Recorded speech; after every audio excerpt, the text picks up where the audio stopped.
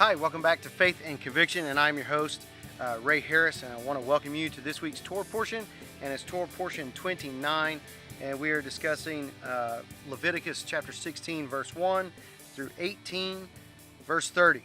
And the portion here is, remember, we're in the book of Vayikra, and that means in English He called, but we know it as the book of Leviticus. And this Torah portion actually has two words in Hebrew, which gives us the English, meaning after the death. So try to pronounce the Hebrew here. It is Acharei mot. Try to do the best I can there. But it's made up of two words, but we're only going to look at the second word here.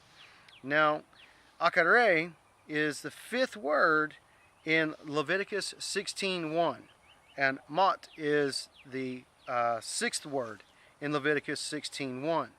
Now, Acharei is an adverb or a preposition or a conjunction depending on its use, and it means after. Now, the next word that we're going to look at is mot, and that is connected to, by Strong's numbering, H4194.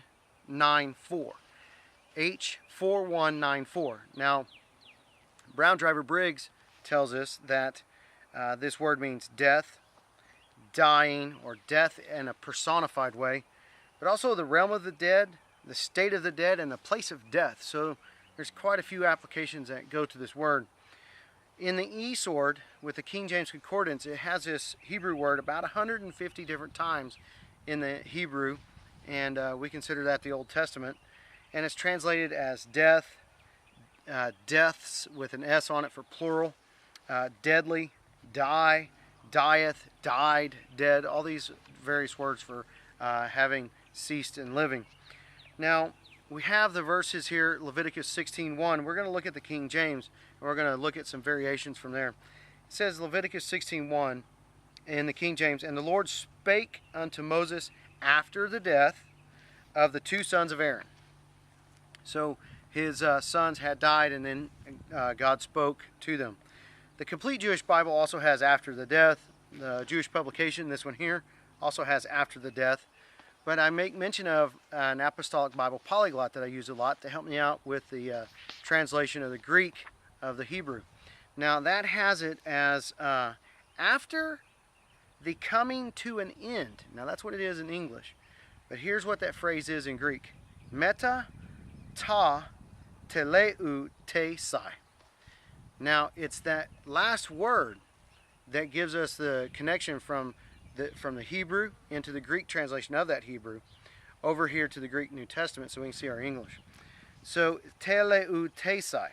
That's Greek number on the Strong's G5053.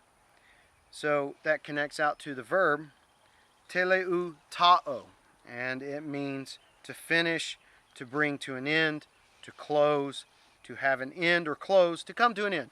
So the exact same thing as death, but like if I was to finish this reading of this Torah, I would say, I have finished it, I have closed it. Not that the Torah itself is dead, but I brought something to a close, as in my reading.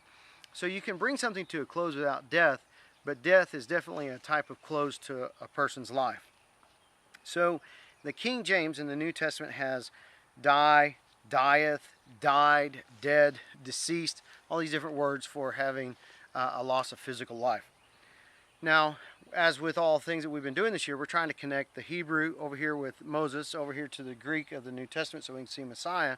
And we do that through the lens of not the Greek New Testament, but the Greek Old Testament, which is the first translation of this Bible set. And so we look at Matthew 15 and verse 4 to find a connection point between Moses and Messiah.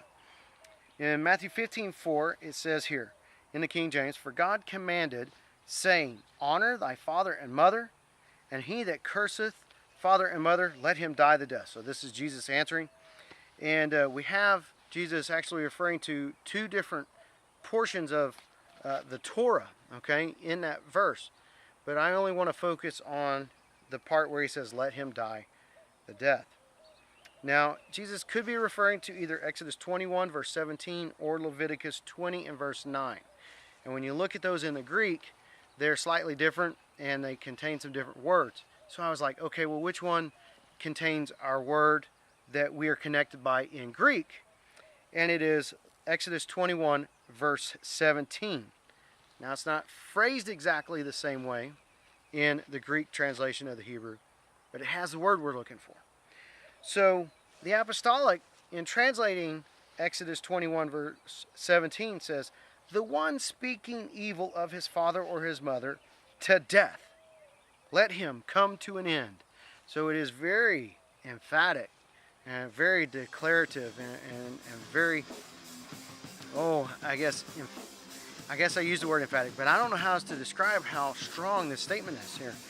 And so when you look into the Greek, it's ha kakalogon patera autou he matera autou thanato teleu ta'o. Tato. Sorry about that on that pronunciation of that last Greek word. Teleutato. Now that's the Greek word we were looking at. So that's a connective point to show between Moses and Messiah. And both of these guys are talking about death. Now, it isn't always a thing that someone's going to be condemned to death, but death is a part of life. And this is what happened to Moses and dealing with Aaron and his sons. And this is what Jesus is referring to with what happens when we speak evil. So we can see from just this Greek word that connects here, we can see the power of Moses and what he's talking about. And we can see over here with Jesus in the New Testament and coming through the English back into the Greek, we can see the power of what it means to come to an end. So it really is a very powerful thought to think of how powerful death is. It is a reality. It is part of our life. It's part of what happened since we have been punished and had ourselves removed from the garden. And we've kind of been trying to look for immortality ever since. But we can have life, and God promises things like that. So that is something that we look forward to. But today we're just looking at the linguistics to see how we can see Moses and Messiah and the power of it. I hope it's been a blessing to you. And until next time, continue to seek God, know Messiah, find hope.